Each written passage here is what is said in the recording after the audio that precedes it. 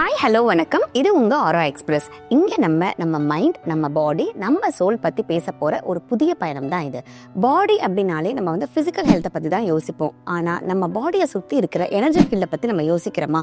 இங்கே நம்ம சேனலில் நம்ம aura, chakra, energy activation, energy healing, mind, body and soul connection இதை பற்றிலாம் நம்ம டீட்டெயிலாக ப்ராக்டிக்கலாக பேச போகிறோம். ஆரா கிளென்சிங் உண்மையிலுமே ஒர்க் ஆகுமா? நிறைய பேருக்கு இந்த டவுட் இருக்குது இல்லையா? ஸோ ஃபஸ்ட்டு ஆரானா என்னன்னு தெரிஞ்சுக்கலாம். ஆரா அப்படிங்கிறது நம்மளை சுற்றி இருக்க ஒரு எனர்ஜி ஃபீல்டு தாங்க ஆரா. இந்த ஆரா பார்த்தீங்கன்னா ஒரு லைட் ஃபீல்டு மாதிரி நமக்கு வந்து ஃபீல் ஆகும்.